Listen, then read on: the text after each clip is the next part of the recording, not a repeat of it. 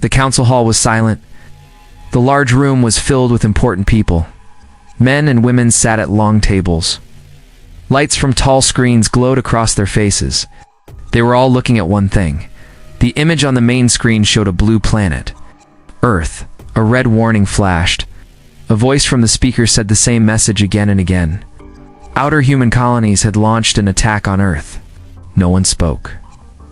They could not believe what they heard. Counselor Laura McBride was the first to stand. She was one of the oldest members, known for her calm mind. But today, even her hands were shaking. "This is madness," she said. "They're really attacking Earth." Beside her, General Ethan Ward stared at the screen. He had seen many battles in his life, but this was different. "They know what Earth is," he said. "The heart of all human worlds, the home of our queen." Why would anyone do this? No one had answers. Reports kept coming. The attack was real. Ships from the outer colonies were moving fast. They had big weapons. They were coming straight for Earth. People around the room began to whisper. Some were afraid, some were angry. "Are they trying to start a war with all of us?" asked Counselor Maria Flynn. "Or maybe they think Earth is weak now," said Commander Alex Grant. "They think the old world has lost its power, but they were wrong. Earth was not weak. Earth had changed, but it was still strong, and it had something no other world had. It had Queen Eleanor. Far away on Earth, Queen Eleanor already knew what was happening. Her spies had warned her. She stood in a high tower, looking out over the green lands below. Her eyes were calm. She wore a simple silver dress. Around her stood guards in black armor. She did not panic. She gave one order: call the Corps Guard. Prepare the defense. Across the planet, people moved quickly. Lights turned on in dark bases. Machines came to life. Ships rose from deep hangars. Weapons locked into place. Captain Nora Blake received the Queen's order. She was the best in the fleet. She didn't smile or speak. She just pressed a button and began the plan she had practiced for years. In another place, under the mountains, Commander Jason Kincaid stood with his team. He looked at the names on the attack list. "They're coming fast," one of his soldiers said. Jason nodded. "Then we stop them faster." Back in the council room, the screen showed more red lines.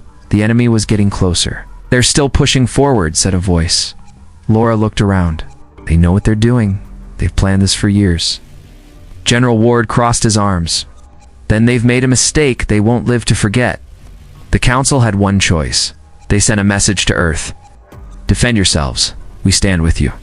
The room was no longer quiet. The fear was gone. Now there was fire in their eyes. And above them all, the screen showed Earth, small, blue, and calm. The sky above Earth was clear. Birds flew across blue skies. People walked the streets, and children played in parks. But deep under the surface, the world was changing. It was preparing for war. Queen Eleanor sat in a round room made of stone and glass. Her hands were on the table, calm and steady. Around her stood her advisors and guards. She had ruled Earth for over 30 years. Some said she was too old. Some said Earth was no longer strong, but they were wrong. She looked up and said, "Show me our strength." Screens came alive. Soldiers stood in lines. Warships lifted from hidden bases in mountains, oceans, and deserts. Missiles were loaded. Satellites in space turned their focus toward the incoming fleet. The Queen nodded once. "Good." Captain Nora Blake walked through a long metal hallway in the command ship. She was tall, quiet, and never smiled. People respected her not because of her rank, but because she always won. A young pilot walked beside her. "Captain, what if they reach Earth's orbit?" Nora didn't stop walking. "They won't." Her plan was already in motion. She had designed it years ago in case this day ever came. They called it the Veil Protocol. It used fake signals, ghost fleets, and data attacks to confuse the enemy. The enemy would think they were going one way and end up in a trap. On the ground under Black Hills, Commander Jason Kincaid checked his team's weapons. They were part of the Blackstone Division, a special group that worked in the shadows. Nobody knew their full numbers. They followed no one except the Queen. "Orders?" one of the soldiers asked. Jason looked at the tablet in his hand. "We hit their forward base as soon as they enter orbit." The soldier raised an eyebrow. They're bigger than us. Jason put the tablet down. Doesn't matter. We're smarter. All across Earth, people were calm. Trains moved, factories worked, and schools stayed open. The news told people the truth. Earth was under attack. But Earth was not afraid. In space, the enemy ships were getting close. They were large, fast, and full of weapons. But they did not know Earth had prepared for this. Back in the command room, Nora Blake gave her first order. Send the pulse. A powerful wave of data shot into space. It broke into thousands of pieces and entered the enemy systems. Their radar started to fail. Ships changed course. Some turned on each other. Confusion spread. One of Nora's officers said, "They think we're 20 ships." "We are only 5, Nora replied. "They're falling for it." Nora gave the next command. Release the ghosts. Decoy ships, made to look like warships, moved into position. The enemy fired at them, wasting their weapons. Back on Earth, Jason Kincaid led his team into a launch pod. It was small and dark. When the door closed, no one spoke. The pod launched. Within minutes, they were flying through the upper sky. Jason's team aimed for a command ship that had fallen behind the enemy fleet. "Once we land, we go silent," Jason said.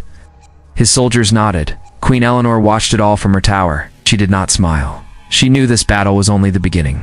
But she had waited for this moment for years. "They thought Earth was sleeping," she said quietly.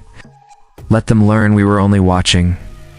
High above in cold space, Earth's forces moved like they had done this 1,000 times before. No panic, no fear. Only purpose.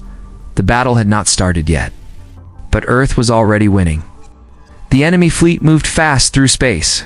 Big dark ships with heavy weapons were now close to Earth. They believed they would strike first. They believed Earth was not ready. They were wrong. Captain Nora Blake stood in the control room of Earth's main warship.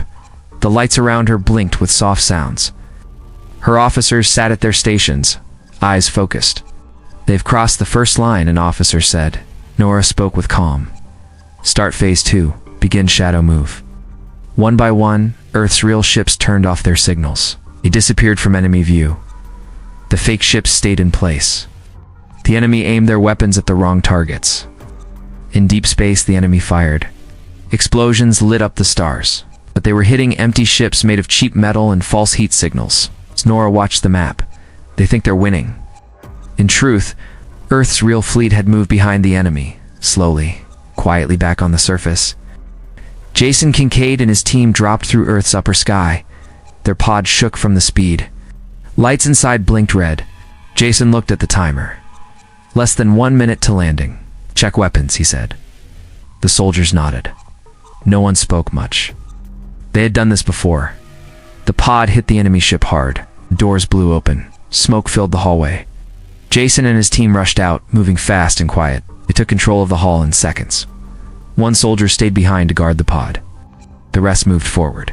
"Command room is this way," said one of them. Jason led the way. They used gas, sound bombs, and flash tools. No bullets yet, not unless needed. In less than 7 minutes, they reached the command room. 3 guards stood outside. Jason gave a hand signal. His team moved like shadows. The fight was short. The guards were down before they could call for help. Inside the room, the enemy leaders were trying to understand what was going wrong. They shouted at screens that didn't work and maps that showed lies. They didn't hear Jason come in. By the time they turned, it was too late. "Drop your hands," Jason said. "You've lost." Back in space, Nora gave the final order. Now, from behind the enemy fleet, Earth's real warships fired. Quiet beams of energy struck engines, weapons, and command towers. They didn't destroy everything. They didn't need to. The goal was control, not waste. The enemy fleet broke apart. Some ships spun out. Some lost power. Some ran. Nora looked at the screen. "Show them the Queen's message." A recording played on all enemy screens. Queen Eleanor stood tall in her tower. She looked right into the camera. "You came to hurt Earth," she said. "You thought we were weak. You were wrong." Her voice was strong, but not angry. "Earth does not attack first, but we defend what is ours. Leave now, or we will end this the hard way." The message ended. Silence followed. Then ships began to power down. Some stopped moving. Others turned around. On the ground, Jason looked at the captured command team. "You heard her," he said. "Shut it down." The main screen turned black. Earth had won the first strike without a full battle. The Council in space watched it all in real time. They had stayed silent during the attack, waiting to see Earth's answer. Now they saw it. One counselor stood and whispered, "They never stood a chance." Another replied, "Earth didn't just fight. Earth outsmarted them." And far below, Queen Eleanor looked to the stars. She knew more would come. But now, they would think twice. The battle was over. The enemy ships had stopped firing. Some had been captured. Others had turned and fled. Earth had won without sending a full army. But Earth was not celebrating. They were getting ready for what came next. The tower, Queen Eleanor stood before a large screen. Her face was calm, her voice steady. She was speaking live to all human worlds. "This was not a victory we wanted," she said. "But it was a message we needed to send." Her words reached space stations, cities, farms, and colonies across the stars. People listened in silence. "Earth does not forget who we are," she said. "We do not strike first, but if you come to take from us, we will answer. We will not ask twice." She ended the message with a simple line, "We are still Earth, and we still lead." The message was played again and again on every human world. Some leaders watched with respect, others with fear. Back in the command ship, Captain Nora Blake sat at her table. Her officers waited for orders. "They are not sending more ships yet," one of them said. "They will think hard before trying again," Nora replied. She stood up and looked out the window at the quiet stars. "Send aid to the damaged ships, even the ones who came to fight. We don't leave people behind." Her crew nodded. Orders were sent. Small ships moved out to help survivors from the failed attack. Earth showed power. Now it was showing honor. Down on the captured ship, Commander Jason Kincaid and his team watched the enemy crew being taken into custody. They were not proud. They were not angry. They were focused. Jason stood in front of the captured leader, a man who had once worked with Earth before he turned against it. "You were one of us," Jason said. The man looked away. "We thought Earth was finished, thought it was our time." Jason shook his head. "Earth doesn't fade. It waits." The man didn't answer. Jason walked away and gave his team the next order. "Move out. We're going home." In the council chamber far away, the members talked in low voices. The room was full of serious faces. They had all seen the Queen's message. They had seen what Earth could do. One man stood. "We stayed silent too long. Earth faced this alone." Another woman replied, "They didn't need help, but they showed us what real strength looks like." Counselor Laura McBride stood at the front. Her voice was strong. "We must speak with Earth, not to lead them, to learn from them." General Ethan Ward sat beside her. He had served Earth for many years before joining the council. He looked at the faces around him. "They didn't just win," he said. "They reminded us who we are." Silence filled the room. Then a vote was taken. Earth would be offered the highest seat on the council, not as a ruler, but as a guide, as the home from which all had come. On Earth, Queen Eleanor received the news. She read it once, and then looked outside. She called her guard and said, "Prepare a message." When the screen came on, she spoke to the council. "Earth does not seek control. We do not need a crown over others. But we will always be here. If you need truth, if you need courage, we will answer." Then she paused. "Do not forget what happened here. Not the battle, but the choice. Earth chose to rise. So can you." The screen turned off, and across the stars, the message remained in every mind. Earth had not just defended itself. Earth had led the way. The war had changed everything. The enemy had stopped their attack and fled. Earth was safe for now. But the people knew the fight was not over. Queen Eleanor stood outside her tower, looking at the stars. The sky was clear, but her mind was busy. She knew peace was fragile. She knew danger could come again. Her guard Michael stood next to her. He was quiet but strong. He looked at the Queen and said, "They won't try again soon." Eleanor shook her head.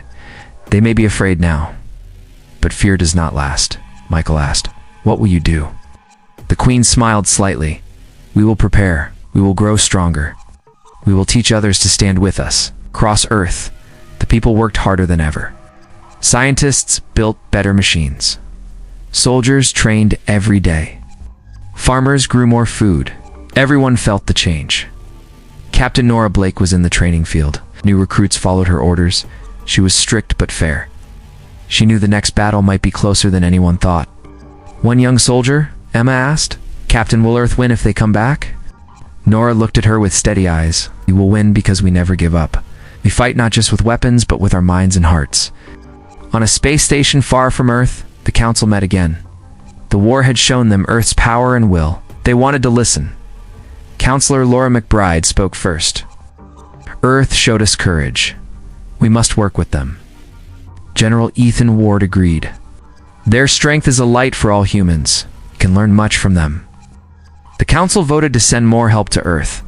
Ships and supplies would arrive soon. They would no longer leave Earth alone. Back on Earth, Queen Eleanor met with her advisors. They planned new defenses, new ways to protect their home. They talked about alliances, training, and technology. "We will not wait for war," she said. "We will stop it before it starts." Her advisors nodded. They knew the Queen was wise. She had seen much in her years.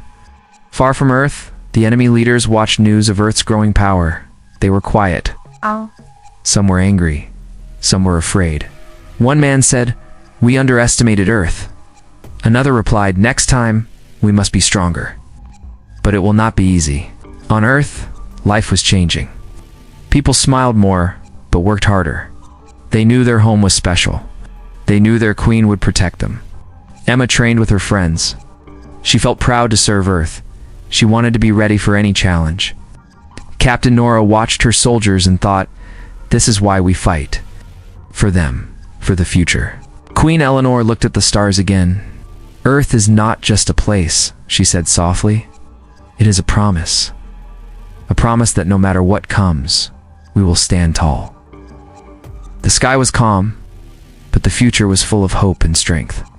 Earth was ready.